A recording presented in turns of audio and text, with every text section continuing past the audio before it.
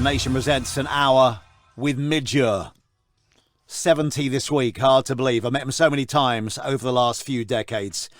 Joins me now via Zoom. Really nice to have you on tonight, Midge. And yeah, belated happy birthday. I mean, looking back over your career, you first sort of picked up the guitar and started playing in a band called Stumble in 1969. That's 54 years ago. And you think of Skids, and then you think of maybe a punk band that you were going to be in. You think of Ultravox, everything you did with Band Aid and Live Aid, the solo stuff. I mean, my goodness.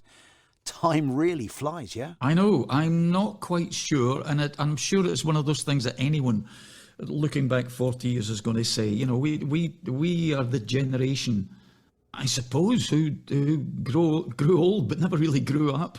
You know, we didn't turn into parents. We didn't all of a sudden at 30 stop listening to the music we always loved. You know, we took it with us and embraced what came afterwards. So looking back, it really does feel like last year or the year before or 5 years ago, whatever. Not 40. 40 is just too much for anyone to comprehend.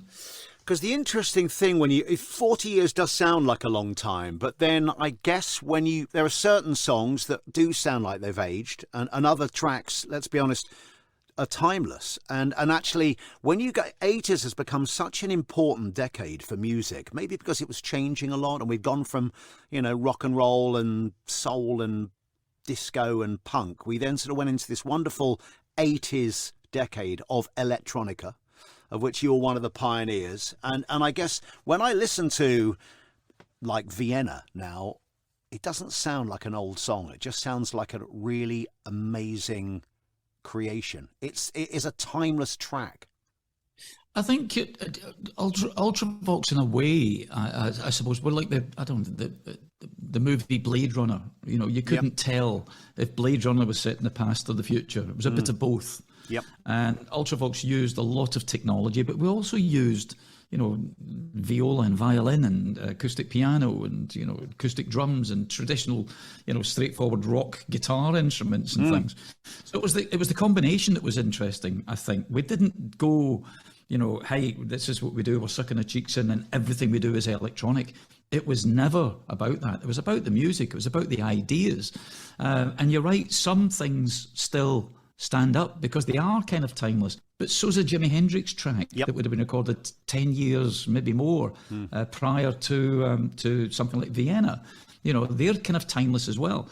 Recording techniques and technology has changed over the years, but it's not changed that much. The attitudes and the experimentation that music has gone through has been amazing. So, Midge, our guest tonight, you were in loads of projects in the 70s and 80s, Slick, Rich Kids, Visage. But as a great guitarist, you also went out on tour with Thin Lizzy and obviously got to know Phil Lynott really well. And I want to know whether this is true or not. Apparently, you and him together wrote the Top of the Pops theme, Yellow Pearl. True? I did. It's true. I was putting the finishing touches to the first Visage album in the studio. I just joined Ultravox, although nobody was particularly interested because they thought Ultravox was finished. And Phil, who I'd befriended, I was a huge fan of the early Thin Lizzy, called me up from America, said, Gary Moore's not in the band anymore. Can you fly out tomorrow and finish the tour? We've got 3 weeks. We're opening up for Journey. We're playing these megadomes. I'd never been to America. I thought I'd learn all the songs on the flight on the way over, but they flew me out on Concorde. So we landed and I'd learned 2 songs. So my first night in America, in New Orleans, I'm sitting in a hotel room with Scott, the guitarist, learning all the harmony guitar parts. And I was on stage the next night, the boys are back in town and, all of Emerald and all of those fabulous things. Living the boyhood dream. It was wonderful. Knowing that I was going back to Ultravox 3 weeks later with the wherewithal to help buy the equipment that we needed to get up and running. Wow. Yeah. So much that I tell you what, thank God for Wikipedia sometimes, because I'd never have known that. But it is incredible because so many people end up, particularly in the early years, I think, being in this band, then you met this guy, you ended up another band, and you it's like sort of musical chairs. You move around. I remember watching that documentary about the Eagles and, how they kept playing around until they found their sound, and the same with you. You're going through all these different iterations of Midge, all bits of you that you love, different types of music, rock, blues, soul, and then you end up with this electronic sound that I guess we get to know you by. Between Vienna and then Dancing with Tears in Your Eyes, brilliant, both brilliant songs. Have you got a favourite of those, or is that like picking between your two favourite kids? Oh, that's difficult. Yeah, that's a difficult one. I think Vienna, not because it was a huge commercial success, but because it was never meant to be a huge commercial success. It didn't fit the format. You know this stuff. You know, back then, Yeah. a single had to be under 3 minutes long for radio plays and stuff. And we just refused to edit it down. It was a piece of music as an intro and as an ending, and it's a middle section. And we just didn't want to do it. We'd rather not put it out. And then we were lucky. And I can't emphasize how much luck plays in all of this stuff. Lucky that someone picked it up and played it a few times at late night radio. And people heard it and started asking for it. It is hard to believe, isn't it, Midge, that song is over 40 years old now. 40 years is a huge amount of time. You think 40 years prior to Vienna, we were listening to Glenn Miller. You know, it's a very different thing. You know, but it's of key importance. I think you're saying about the 80s being the early 80s especially being an amazing time. Think of the combination, this clash of cultures that happened. You had the punks, the people who instigated the whole punk movement, got tired of it when it became high street fashion. They went off to the Blitz or Billies and started listening to their first love. And their first love would be T-Rex or, you know, David Bowie or whatever. And then found all this new, or to them, music coming out of Europe. So that, the technological change that happened when people could start making records in their bedroom, albeit on a little 4-track tape recorder. Yeah. They could make a track, you know, Human League, Being Boiled was recorded on a reel-to-reel tape recorder with one synthesizer. You know, that was a massive change in how you could create music. And there was something about the early 80s where our generation, it was our turn to write pop songs because we had been listening to some of the best pop songwriters on the planet from our era, from the 60s. So we listened to the Beatles and the Small Faces and the Who and, you know, all of those guys who wrote the best songs ever. And without knowing it, when it was our turn in the 80s, we knew how to write songs. So whether you're Culture Club or Duran Duran or Spandau Ballet or you know, whoever, there was a glut of great songwriting going on. So the 80s was an important period in the whole history of music. When you were a kid, Midge, who was your idol? Or who did you want to be? Or who influenced you the most? Maybe that's two questions. It's a series of questions because there isn't one person. We're all influenced by, you know, a variety of things in the passage of our lives. And that's what molds us into becoming the people that we are, the individuals that we are, because we have different elements that we're inspired by. And it's the same with musicians. You know, I first saw a movie with Tommy Steele in it, and he had a guitar. And I thought, whoa, this is great. I love that. The girls like him. This is great. And then you find the Small Faces, and you have the Beatles, you know, and you think, wow, great. Little guys, big guitars. This is ideal for me. This is wonderful. Then you discover the British blues boom. You find Eric Clapton and Jeff Beck, and then somebody knocks on your door and opens it up and says, well, here's David Bowie. Hold on, there's a whole new thing here. And then you're off, and it's just this quagmire of ideas and influences. And what pops out the end is a Midge or a Glenn Gregory or a Boy George or whatever. Sunday night across the UK, we are Nation in conversation with Midge Ure this evening. And we did chat about punk briefly earlier on. And there are the Rich Kids. You were also in Slick. According to Wikipedia, you were in a band called PVC2, which I'd never heard of. You ended up meeting Glenn Matlock, who ended up, of course, in the Sex Pistols. And please tell me whether this is right. Apparently, you got offered the lead singer job in the Sex Pistols. I don't know if it's true, but I was offered a role in a band that Malcolm McLaren was putting together.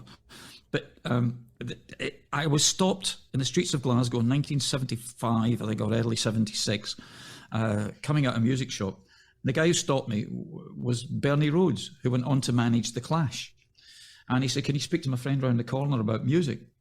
And this used to happen to me quite a bit in Glasgow because I was associated with the big venue up there, the Glasgow Apollo. My manager ran it. And when bands would turn up and they find that their amplifier was broken or whatever, they'd say, "Go and find Midge. He looks like this. He's round the corner. He'll be in McCormack's, the music shop. Go and find him, and he'll sort you out with an amp." There were no rental companies, so I thought that's what this was about. And I turned the corner, and this beat-up old Cortina or whatever, there's this very odd-looking guy, Malcolm McLaren. And I'm sitting in the car chatting to them. He said, "I want to talk to you about music." And he told me about the New York Dolls and Vivienne Westwood and his shop and the fashion and whatever. And 20 minutes into him talking, he said, "Do you want to join the band I'm putting together?" And I said, "No, because you haven't asked what I do. You didn't even ask if I was a musician, because it seemed irrelevant. He was looking for a clothes horse." And what they were doing up there, and this is without a word of a lie, I turned down joining the Pistols, but I bought an amplifier from the boot because they were selling off all this hot equipment. And when I told Steve Jones this a few years ago on his Jonesy's Jukebox program, his radio show, I won't use the expletives, but he said, "I stole that amp." So he was miffed that he didn't get the 40 quid. So if we can pick up then, so you turned down Sex Pistols. No, you'd been in the Rich Kids punk band with Glenn Matlock, and of course with this fella called Rusty Egan as well, who I have to say I met at a party in town the other night. Oh my goodness, he's larger than life, isn't he? Yeah, did you manage to get anything? Did you see anything? I think I said hello and bye. I think I was and there was a 20-minute interlude in between, right? All about Rusty. Whee! Look at me, I'm brilliant. Anyway, that aside, so you ended up in Visage, and you had that brilliant song "Fade to Grey" with Steve Strange, and that was a whole new electronic sound, but also it was a whole new look, wasn't it, for kids? I remember as a kid watching, like Top of the Pops. And I wasn't a kid at this stage, clearly, but sort of watching you guys thinking, gosh, you all look a bit different. Well, it was music morphs, fashions morph, and it changes. As I said, the punks who instigated the whole new wave thing got tired of it after 2 or 3 years because it was high street fashion. So they merged back into the Billy's Blitz, whatever, listened to this stuff, raided their granny's wardrobes and started looking glamorous as opposed to punky. And that had a music that went with it. I was in the Rich Kids with Glenn Matlock, as you quite rightly say, and Rusty. And I bought a synthesizer in 1978 and brought it into the Rich Kids, which immediately split the band in half. Half the band hated it. Rusty and I took the synthesizer and formed Visage, a band consisting of Steve Strange, but all our favourite musicians, the guys from the band Magazine and Billy Currie from Ultravox. So while we were putting the Fade to Grey thing together, the whole first Visage album, over the period of a year, we saw Ultravox fall apart. But yes, I ended up joining Ultravox, and the Ultravox Vienna album and the first Visage album came out, I think it was on the same day. It was crazy. So this whole radical change, visually, musically, I think it all morphed right through this period. It was Gary Kemp from Spandau I was talking to a couple of years back, and he said the Rich Kids were the conduit between punk and the whole, I hate the term, new romantic movement. Because of this synthesizer. Let's roll forward 4 years. There was a humanitarian crisis in Africa. The images of the drought, the death, the destruction, starvation, harrowing. And you and your friend Bob Geldof decided to do something about it, and you wrote a song. And you managed to get some stars together, your friends together. And what a collection. When you look at that video now, all these years on, superstars, still making amazing music today. And then you wrote Band-Aid, which changed everything. And then off Band-Aid comes Live Aid, right, which we'll talk about a little bit later on. And of course, Band-Aid is still raising money all these years on, 39 years on now. It still raises money for Africa, saving lives all the time. What is the final figure? Would you have any idea how much it's raised? It's difficult to pinpoint it because the stupid thing is, again, showing you how stupid songwriters are. We could only concentrate on the Christmas of '84, but in reality, if you write a Christmas song, there's a very good chance it's going to get played every year. And because Bob and I gave the songwriting royalties to the Band-Aid Trust forever, that every time that record's played or on a compilation album or placed in a movie, it generates huge chunks of wealth, which go to fund the everything that we do hand in hand with all the aid agencies that are working out there. We didn't want to, redesign a wheel. We didn't want to create a charity, an agency working in the field. That involves employing people or whatever. We work hand in hand with the established agencies, ticking boxes and making sure that everything's above board. So it was a real realization that this thing carries on generating income.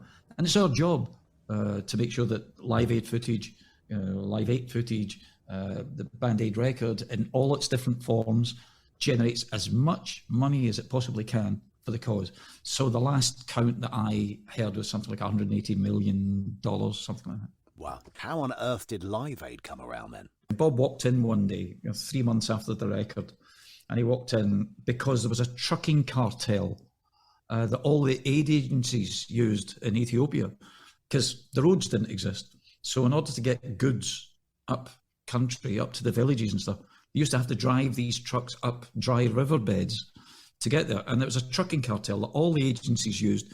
And we thought, this is crazy because they're spending so much money on this and someone's generating income from it. So we wanted to raise enough money to break the trucking cartel initially. And we didn't have it. It was fortunes, tires. You can imagine the spares and tires driving up riverbeds. So, and then we wanted all the aid agencies to take that money and spend on, immediate aid. So that was the birth of things. So Bob walked in one day with a piece of paper with the earth on it and a knife and fork either side and said, "This is what we're going to do. We're going to do this thing called Live Aid." And Harvey Goldsmith, who's a big impresario, puts on huge events. Harvey, promoter, and his chin hit the ground, and he said, "Well, it's impossible. You can't do two concerts. You can't do initially one in New York and one in London. The technology doesn't exist, and it's when you had to telex America. It's when you had to book a telephone call to do long distance. No internet, no mobile phones, nothing. It was archaic, and even the satellite television systems and stuff were very, very basic. But luckily, still on the board, we have Michael Grade, who was the head of the BBC. So between us all, we all managed to pull this thing off. But every day, we'd have another meeting, be sitting there, and Bob would say, "I saw Mercury last night. I told him he's doing it."